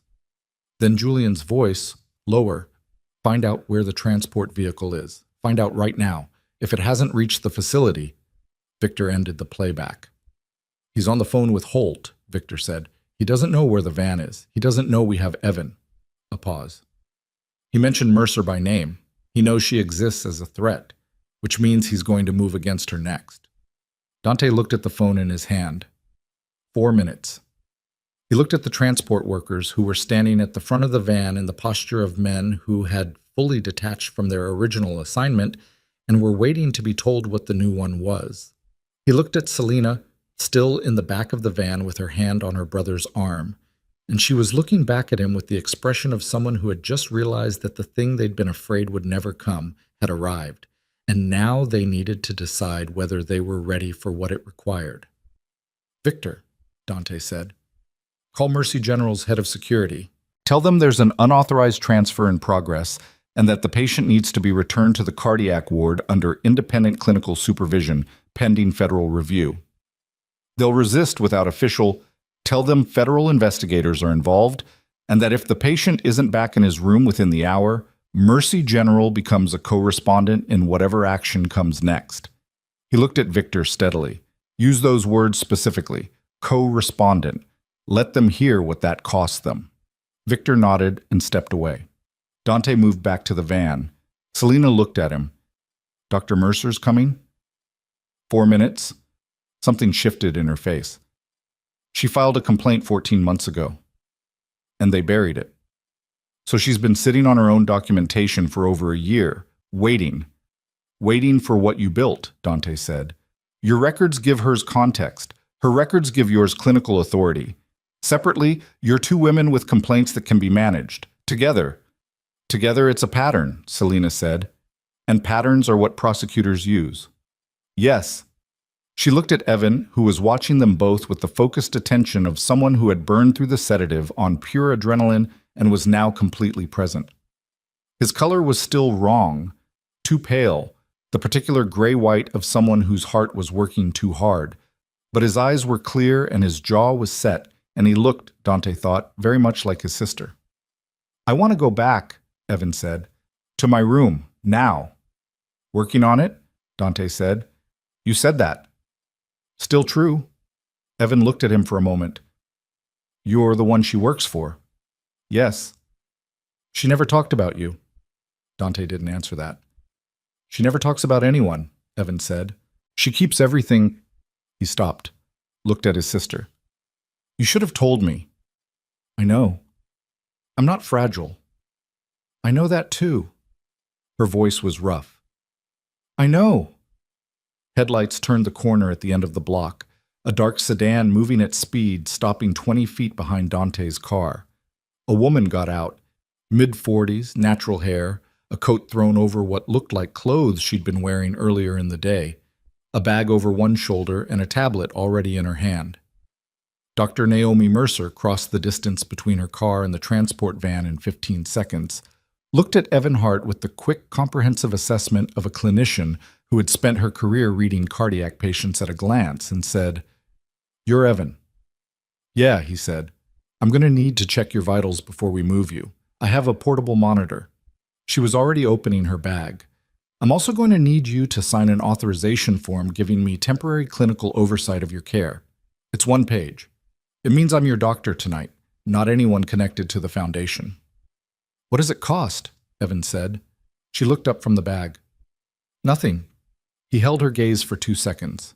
Then, give me the pen. Dante stepped back from the van and turned toward the street and stood in the cold and breathed. Chicago ran around him at its regular pace, indifferent and continuous, the way cities are during the precise moments that change things for specific people, while everyone else is just getting home or getting a drink or driving north on Sheridan Road and noticing nothing. His phone buzzed, a message from a number he didn't recognize. She told you to run. You didn't. Smart. He read it twice. Then a second message from the same number. Hospital loading dock, 20 minutes. Come alone. J.C. Julian. Dante stood very still for a moment. Behind him, Dr. Mercer was talking to Evan in the calm, precise voice of a specialist who had everything under control. Victor was on his phone with Mercy General Security. Selena was in the back of the van, watching her brother's face while someone competent finally looked after him. And Julian Cross was at the hospital. Waiting. Dante looked at the message one more time, then put the phone in his pocket and turned back toward his car and thought very clearly about what a man who had just watched everything he'd built collapse in the span of 3 hours was capable of when he had nothing left to lose. Dante didn't go alone. He'd considered it for exactly the length of time it took him to walk back to his car and put his hand on the door handle, approximately 4 seconds. And then he'd made the call that any man who had survived 11 years in Chicago's operational underworld makes when someone sends him an unsigned invitation to an empty loading dock at midnight. He went prepared. Victor rode with him. They didn't discuss it. Victor simply got into the passenger seat when Dante got into the driver's seat. And the conversation that didn't happen between them was the conversation of two men who had operated together long enough that certain decisions didn't require language. Selena stayed with Evan and Dr. Mercer. That had required language. "I'm coming with you," she'd said, standing at the rear of the transport van, her coat pulled around her against the lake wind, her eyes reading his face with the particular attention of someone who had learned to translate men's expressions into survival information. "No," he said. "Julian's message was meant to separate us. He wants you isolated. I know what he wants." "Then you know you shouldn't—" "Selena." He said her name once, quietly, and something in the way he said it stopped her, not because it was commanding, because it wasn't. "Evan needs you here. Dr. Mercer needs a witness who knows the clinical history, and Victor is with me." He held her gaze. "This isn't me telling you to stay behind. This is me telling you the most important thing tonight is making sure Evan gets back to Mercy General under independent clinical supervision with documentation that can't be undone. That's you. That's your job right now." She looked at him for a long moment. "If he hurts you," she said, "he won't. If he does—" "Selena." She stopped. "I've been in worse rooms than a loading dock with a desperate man," he said. "Go take care of your brother." She had. He'd watched her turn back to the van in his rearview mirror as he pulled away, and the last thing he'd seen before he turned the corner was her climbing back inside, and something in his chest had done something he didn't examine closely. The drive to Mercy General took 11 minutes. Victor spent 8 of those minutes on the phone, and when he hung up, his expression had settled into the specific arrangement of someone who has received information that confirms the worst version of what they were expecting. "Federal investigators are moving," Victor said. "Cho has an emergency authorization to access the Foundation's primary financial accounts pending investigation. They've also flagged Julian's professional credentials with the State Medical Licensing Board. He can't perform any clinical functions or sign any administrative authorizations pending review." A pause. "That's not what I need to tell you." Dante watched the road. "Say it." "Julian had a contingency, beyond Evan, beyond the transfer. 6 weeks ago, he had a private attorney prepare a criminal complaint against you, specifically." Victor's voice was even. "It alleges that you coerced Selena Hart into fabricating evidence against the Cross Foundation by threatening her brother's medical care, reversing the actual situation, positioning you as the one who leveraged Evan's condition. The complaint names 3 witnesses. Who? Margaret Holt, the Mercy General Administrator, and a former Foundation employee who was apparently compensated to provide a corroborating statement." Victor put his phone in his jacket pocket. "The complaint was filed this afternoon, before the gala, before any of tonight happened." The city moved past the windows. "He was never going to accept tonight as the end," Dante said. "Whatever happened in that ballroom, he had the next move already made." "Yes. The criminal complaint doesn't hold without the witnesses, and the witnesses don't hold once the federal investigation establishes the actual timeline and the actual documentation." Dante's voice was steady and analytical, and somewhere underneath it something was running cold and precise, the part of him that had learned decades ago that anger was a fuel you burned only when you had a specific destination for it. "But it complicates things. It gives him something to trade with, cooperate with the federal investigation in exchange for the complaint being dropped. That's probably his calculation, yes. Which is why he wants to meet tonight, before the federal case firms up. He wants to negotiate. Victor was quiet for a moment. Or he wants something else. Or that, Dante agreed. Mercy General's loading dock was on the building's north side, a wide concrete apron under a corrugated metal overhang, lit by 4 industrial lights that turned everything the particular amber of a place designed for function rather than comfort. At this hour, the dock was empty of the usual daytime traffic. Supply deliveries, pharmaceutical transfers, the constant mechanical flow of a major urban hospital's logistical operations. One light in the far corner was out, leaving a shadow that started at the dock's edge and ran back toward the building's service entrance. Julian Cross was standing in that shadow. He'd changed clothes since the gala, dark jacket, no tie, the open collar of a man who had shed the costume. His hands were in his pockets, and he was standing with his back partially to the service entrance door. And when Dante's car pulled onto the dock apron and stopped, Julian didn't move toward it. He waited. Dante got out. Victor got out on the passenger side and positioned himself at the car's rear quarter panel without moving further. Julian looked at him, registered his presence, and looked back at Dante. "I said alone," Julian said. "I heard what you said," Dante replied. He walked to within 15 feet of Julian and stopped. The dock smelled of diesel and cold concrete and the antiseptic exhaust of a hospital's ventilation system. Somewhere above them, the building's heating units ran with a low continuous vibration that moved through the soles of his shoes. Julian looked worse in the dock lights than he'd looked in the ballroom. Not dramatically. He was still put together, still recognizably the man who'd stood at the podium 3 hours ago and commanded 400 people's attention. But there was something around his eyes and at the corners of his mouth that the ballroom's warm light had been handling for him, and the dock lights had no patience for it. He looked like a man who'd run very hard for a very long time and had just stopped. "The federal filing is a problem for both of us," Julian said. "For you," Dante said. "For you too. The complaint my attorney filed this afternoon is built on paid testimony and your word against documentation that will survive federal scrutiny." Dante kept his voice even. "Try something else." Julian's jaw shifted. "You think this is simple. I think you're standing in a loading dock at midnight because you've run out of rooms to run to. That's not simple, but it's clear. I'm here because there's a version of tonight that doesn't end with everyone destroyed." Julian pulled his hands from his pockets. Empty. A deliberate display. The federal investigation is going to take 2 years minimum. During that time, the Foundation's patient programs are suspended. Dozens of families lose active support. The priority placement program, whatever you think of how it was run, was real. Real children got real care because of it. Children who paid for it by staying quiet about the corruption underneath it. The corruption, as you call it, funded the legitimate work. That's how these things operate. That's how they've always operated. You of all people should understand that. Dante looked at him. "Don't," he said. Julian's expression shifted. He'd meant it as a calculated equivalence. "You're not clean either." And he'd read Dante's response accurately enough to know it hadn't landed. He adjusted. "Selena doesn't have to be involved in the federal case," Julian said. "She doesn't have to testify. The recordings were made without consent. There's a legal question about admissibility in Illinois. If she steps back, if the recordings are handled as inadmissible, the federal case is substantially weakened. The Foundation restructures. I step down. New leadership, clean administration.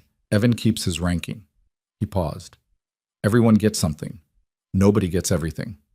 That's how this ends without 4 years of litigation and a lot of people getting hurt who were never part of any of this."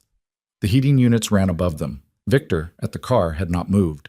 Dante stood in the amber dock light and looked at Julian Cross and thought about the bruises he'd seen in a mirror 3 hours and 40 minutes ago, and about a notation in a medical file that read, "Guardian compliance required," and about a 19-year-old in a hospital gown who'd said, "How long has he been using me?" with a voice that had already accepted the answer before he asked the question. "You believe this works," Dante said. "It's practical." "No." He took one step forward. Not aggressive, just closer. Close enough that the distance between them was no longer the distance of a negotiation. You believe I'm the kind of man who hears an offer like that and considers it. You built this whole meeting on the assumption that I'm operating the same way you operate, that everything has a price and the right number ends it. Julian didn't step back. He held his ground with the stubbornness of a man whose self-concept couldn't survive being seen to retreat. I don't have a number for this, Dante said. I don't have a negotiating position. What you did to her, what you did to Evan, what you did to 11 families who signed compliance agreements because you told them their children's lives depended on their silence. There's no amount you put on the table that changes what that was.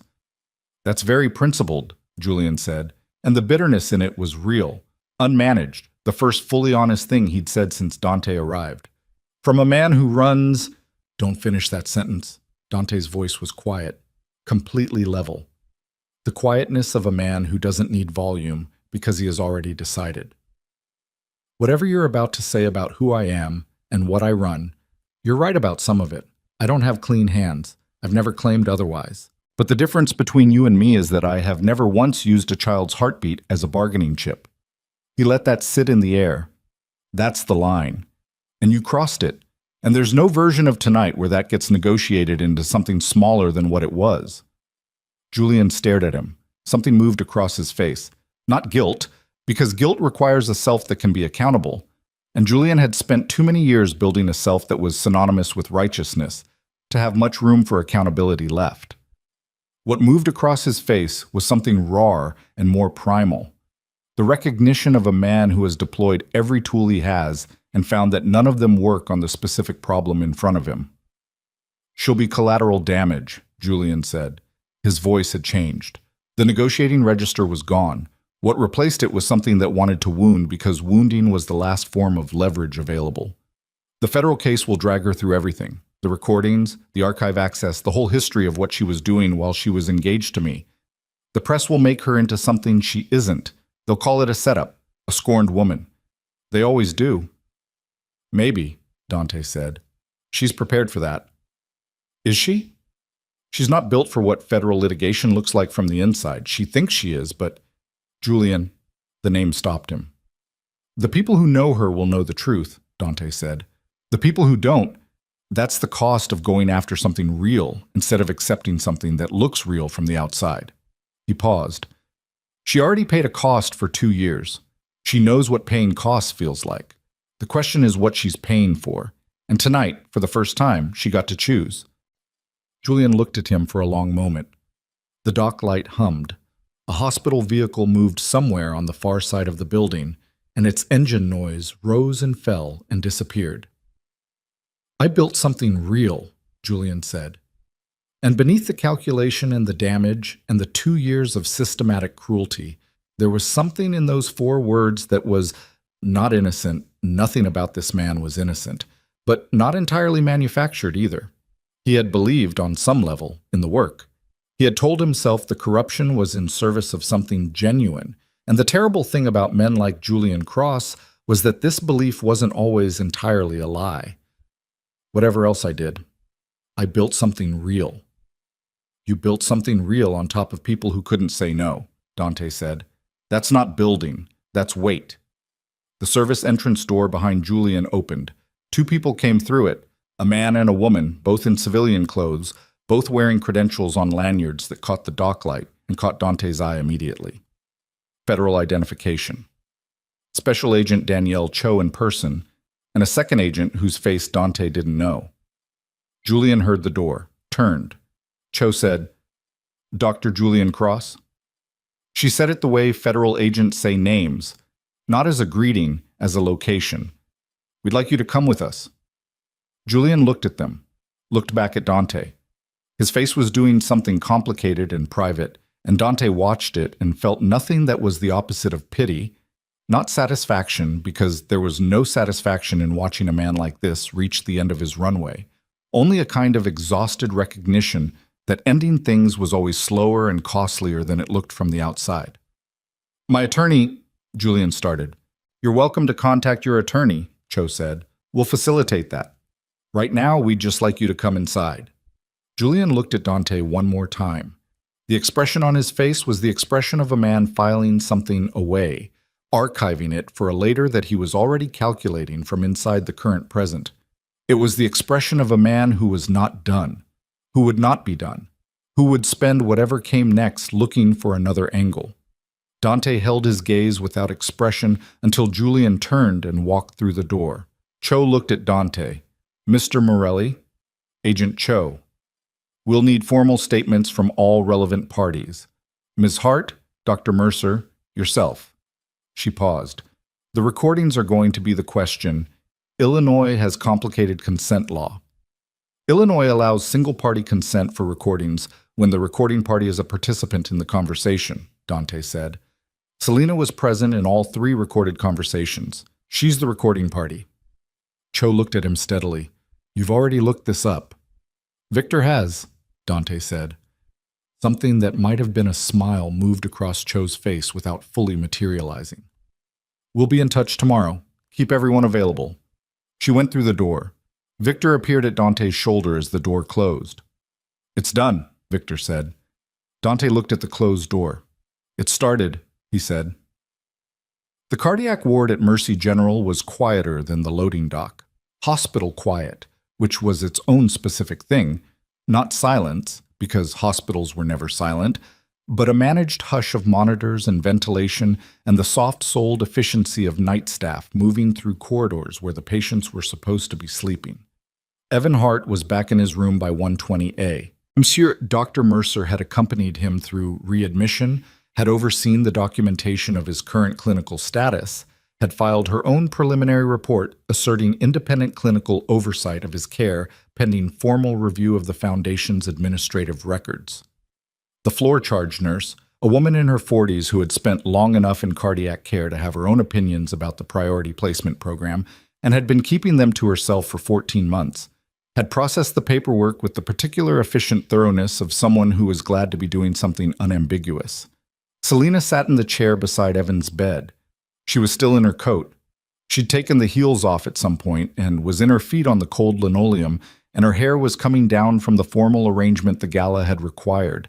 And she looked, Dante thought, standing in the doorway of the room, like someone on the other side of something, which was different from someone who had won something.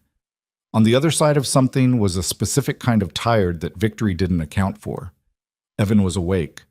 The sedative had cleared and his color was slightly better than it had been in the transport van. Not good. Cardiac patients in his condition didn't have good color, but better. He was watching his sister with an expression that was working through several things simultaneously: relief and grief and anger, and something protective that was the expression of a younger sibling who has just discovered the older one has been absorbing damage on his behalf.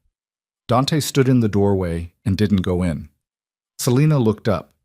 She didn't say anything. Neither did he. The corridor hummed its quiet hospital hum behind him, and the room's monitor kept its steady count of Evan's heart doing its difficult work. And the two of them looked at each other across the room with the particular look of people who have just been through something that doesn't translate easily into words and aren't ready to try yet. Evan broke it. "You can come in," he said to Dante. "I don't bite. I'm not supposed to exert myself." A pause. "That includes arguing, so I'm going to ask you one question, and I need a straight answer." Dante stepped into the room. "Okay." "Is she safe now?" "Not eventually, not when the legal stuff is done. Right now, tonight, is my sister safe?" Dante looked at Selena. She was looking at her brother. "Julian is in federal custody for questioning," Dante said. "His administrative credentials have been suspended. The criminal complaint he filed against me can't be activated without his witnesses, and his witnesses are going to have a very different calculation to make tomorrow morning when they understand the scope of what's coming." He paused. "Nothing is permanent tonight. There's going to be a legal process, and it's going to take time. But the immediate threat, the part where he could move you and use you and change your file without anyone stopping him, that's over." Evan looked at him for a moment. "That's not the same as yes," he said. "No," Dante said. "It's not, but it's honest." Evan was quiet for a moment. Then he nodded once. the nod of someone who respects a straight answer more than a comfortable one, and looked back at his sister. "Go," he said to her. Selina looked at him. "I'm not leaving." "Lena." His voice was tired but clear. "Dr. Mercer is down the hall. The nurse is right outside. I have a monitor and I know how to use the call button." He held her gaze. "You've been sitting next to me for 2 years, so I wouldn't have to be alone in this. You can go." She looked at her brother for a long moment. The look of a woman who had organized her entire life around one person's safety and was being told by that person that it was permitted to set some of the weight down. She got up. She kissed his forehead, quickly, without ceremony, the way you do when someone would be embarrassed by more, and picked up her shoes from the floor and walked to the doorway where Dante was standing, and they went out into the corridor together. They walked to the far end of the ward where a window overlooked the hospital's north courtyard, a small planted space that looked gray and quiet under the winter sky. A few bare trees, a concrete bench dusted with the remnants of the last snow. Selina stood at the window. She didn't cry. He'd half expected her to, not because she was weak, but because she'd been carrying the weight of an enormous thing for an enormous amount of time, and endings, even the right kind, have a way of releasing what was compressed inside them. But she didn't. She stood at the window in her stockinged feet, with her formal coat wrapped around her and her gala hair coming loose, and she looked at the courtyard below with the expression of someone who is doing the quiet interior work of understanding that the thing they spent 2 years surviving is over. "I thought about leaving 6 times, she said. "Not Julian, Chicago, just packing Evan up and going somewhere Julian's network didn't reach." "Why didn't you?" "Because there's no such place." She exhaled slowly. "He would have found us. He would have found a way to make Evan's care contingent on something. That's how he operates. He doesn't threaten directly, he just builds systems where your cooperation is the only thing between you and disaster." She paused. "The only way out was to dismantle the system. And I couldn't do that alone." Dante leaned against the wall beside the window. "You collected the evidence alone." "I collected it. Using it alone was the part that wasn't possible." She looked at the courtyard. "He knew that. He knew I had something. He knew for 2 months, and he waited because he was counting on me not having anyone to move with. He thought the isolation was structural, permanent. He was wrong about that. He was wrong about a lot of things." She looked at Dante. "He was wrong about you." The corridor was very quiet around them. Down the hall, a night nurse moved between rooms with the practiced efficiency of someone who had worked this shift long enough to do it in their sleep. "The legal process," Selina said. "How long?" "Federal fraud cases, 18 months minimum before anything reaches a courtroom. Probably longer. Julian has resources and he'll use them." Dante was honest about it. "He'll try to complicate the recording admissibility. He'll try to negotiate cooperation in exchange for reduced charges. He'll spend 18 months doing what he does, building a narrative, finding angles, looking for people whose positions can be made to align with his. And Dr. Mercer is the single most important witness in the case. Her documentation covers 14 months, and it's clinical, not administrative. It's much harder to challenge." He paused. "Her and Evan. If Evan is willing to testify about the notation in his file and the pattern of implicit threats Julian made through Selina's continued compliance." "He'll testify," Selina said. "He'll want to." She looked back at the window. "He's angry. He doesn't look it yet. He's processing it. But he will be. And his anger, when it comes, is going to be the clean kind, the kind that does something useful." "Like his sisters," Dante said. She looked at him. "Your anger built the case," he said. 6 months of it, quiet and precise, and without anyone to verify that what you were doing wasn't going to cost you everything." He held her gaze. "That's not nothing. It nearly wasn't enough." "Nearly isn't the same as wasn't." She looked at him for a long moment. The window light was the gray-blue of a hospital at 2 a.m., and it was not a flattering light, and in it she looked exactly like what she was, a woman who had been through something, who was tired, who had a lot of weeks ahead that were going to be hard in specific and unglamorous ways. She looked like none of the things Julian had tried to make her look like in that ballroom, and exactly like all of the things she'd been working to remain throughout 2 years of methodical, patient dismantling. She looked like herself. "What happens to you?" she said. "The criminal complaint Julian filed. It won't go forward. His witnesses will reassess their positions when they understand the federal timeline. Margaret Holt is already exposed. She signed off on Evan's transfer. She's not going to add perjury to that." Dante paused.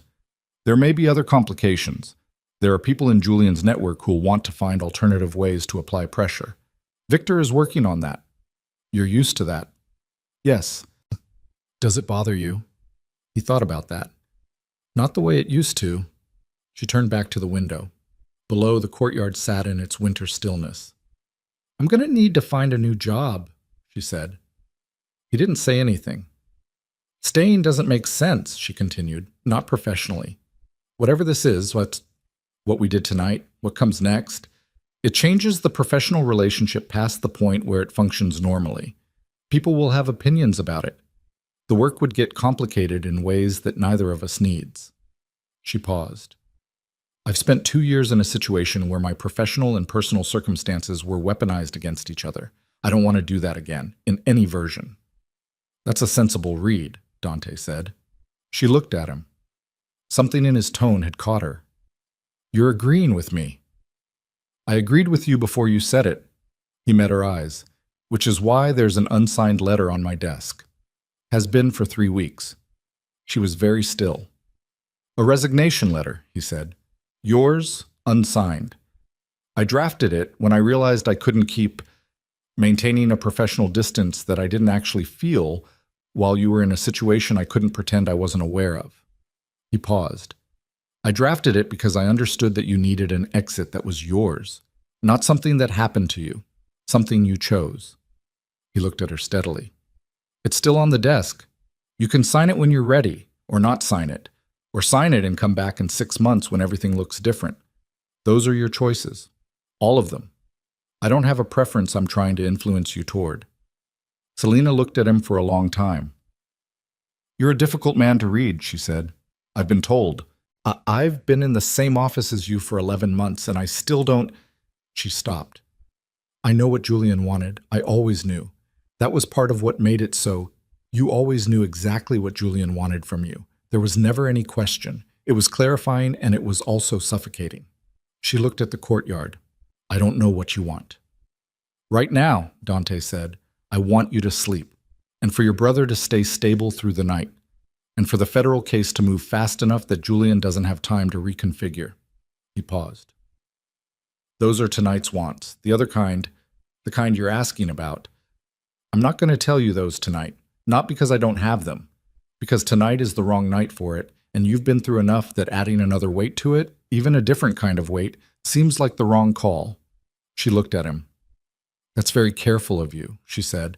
"I've made a lot of fast decisions tonight. I'm trying to make this one slowly." Something happened in her face then. Not a smile exactly, but the possibility of one, which was its own thing, the first one he'd seen on her face that wasn't managed or performed or deployed as cover.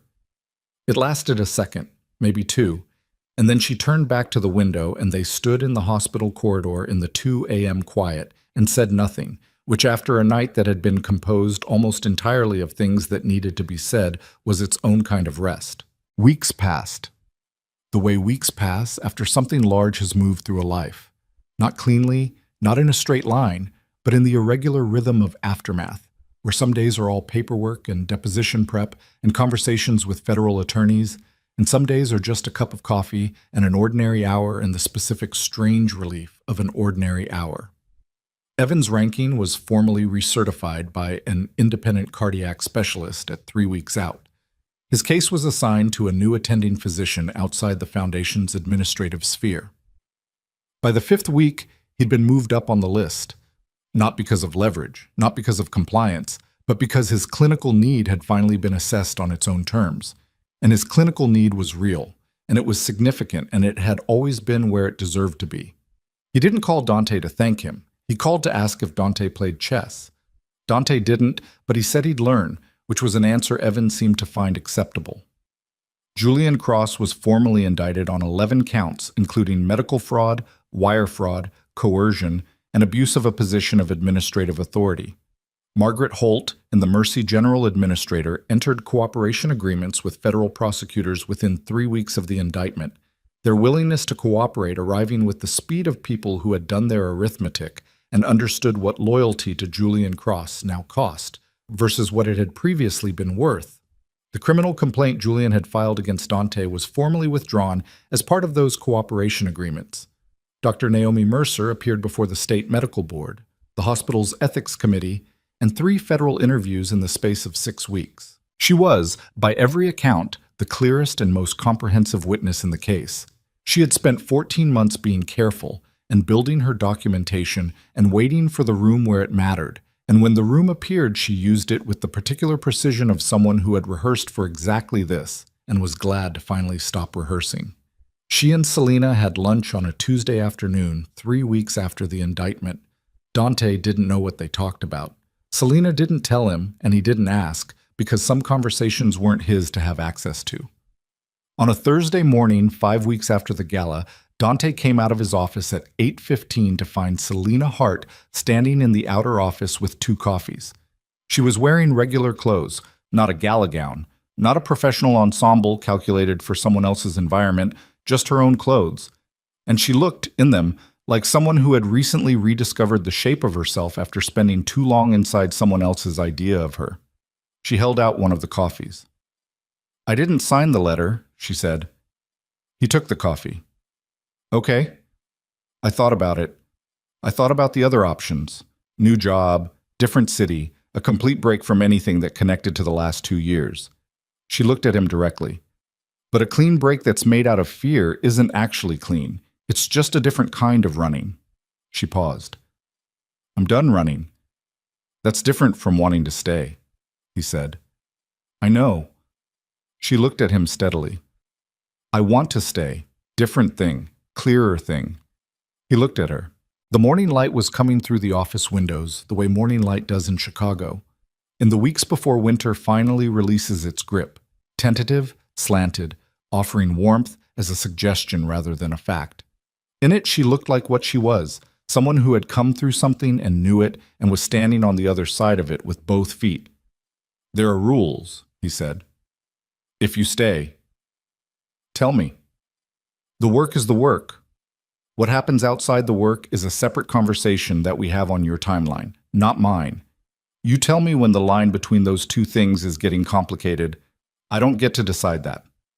And if I decide the line is fine, then I trust that until you tell me otherwise." He held her gaze. "I don't operate the way Julian operated. I don't need access to your fear to feel like I have something. I'm aware of the distinction." She looked at him for a moment. "I know you are," she said. She sat down at her desk, opened her computer. The morning started. He went back into his office and closed the door most of the way.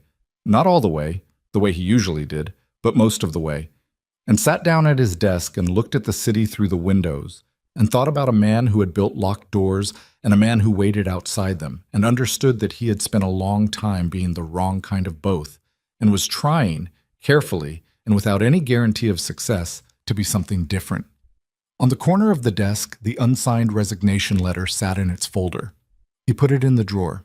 Outside, Chicago moved through its morning, traffic and wind off the lake, and the ordinary noise of a city that had absorbed one more night of something significant, and continued, the way cities always continue, with the particular indifference that is not cruelty but simply the proof that life is large enough to contain even the worst things people do to each other, and still have room left over for the mornings that come after. The coffee was still warm. Dante drank it and got to work.